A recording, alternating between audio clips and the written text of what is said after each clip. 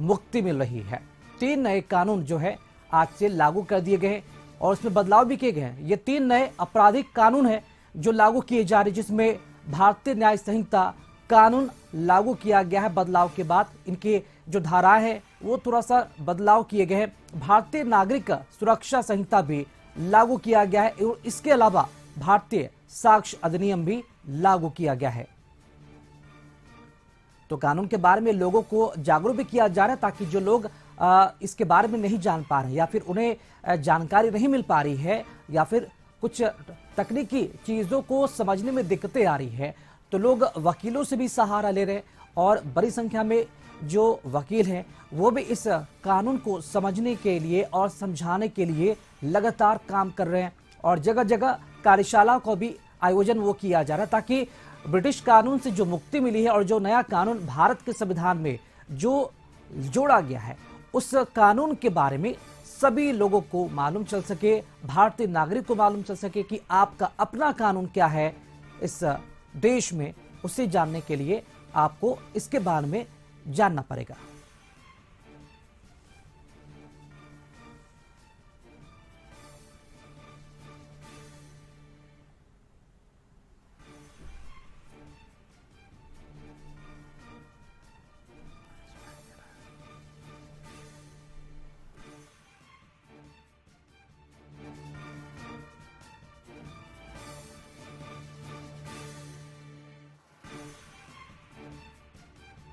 तो phone line से जुड़ चुके हैं अंकित। आज का दिन काफी बड़ा है, 1 जुलाई 2024 से और आज से 3 नए आपराधिक कानून लागू कर दिए जाएंगे।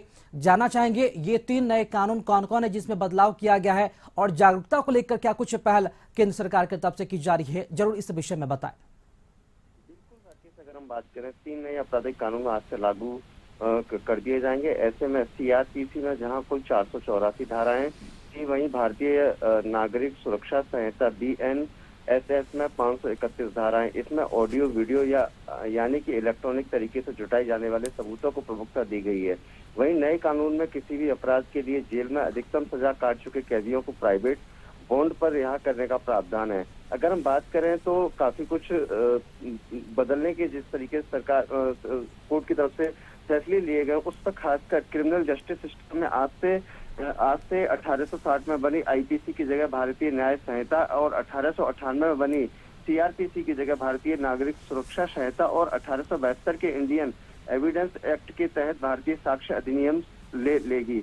इन 3 नए कानूनों के लिए अगर हम बात करें तो सारे नियम कायदे बदल जाएंगे। इसमें नई दफे यानी कि धाराएं जो शामिल की गई हैं, तो कुछ धाराओं में बदलाव हुआ है, कुछ धाराएं हटाई गई हैं। नए कानून होने पर आम आदमी, पुलिस, वकील, अदालतों के कामकाज में काफी बदलाव होगा। अगर हम बात करें CRPC में जहां 484 धारा होती थी, वहीं नागरिक सुरक्षा संहिता यानी कि BNSS में 531 धारा होती थी। इसमें ऑडियो वीडियो इलेक्ट्रॉनिक तरीके से जो सबूत जुटाए जाते थे उनको कहीं ना कहीं प्राथमिकता दी जाती थी।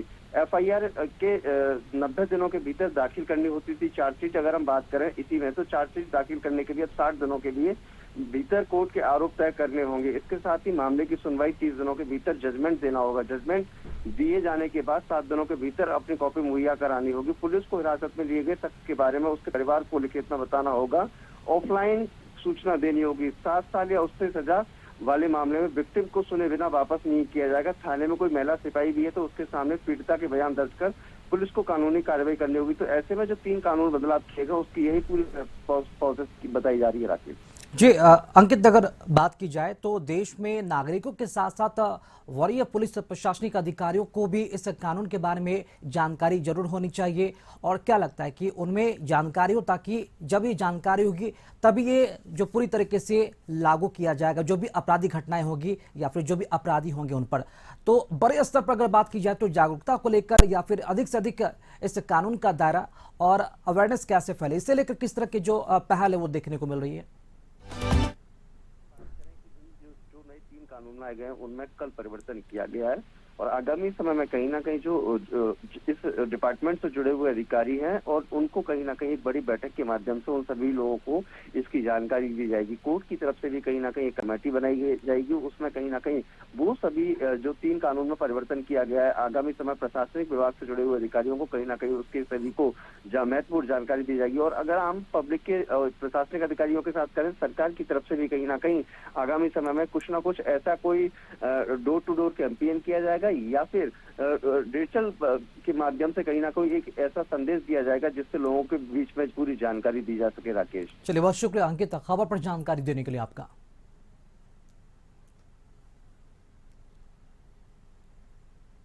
तो एक बार फिर से आपको बता दें कि भारतीय साक्ष्य अधिनियम भी लागू किया गया। 3 नए आपराधिक कानून आज से लागू किए जा रहे हैं।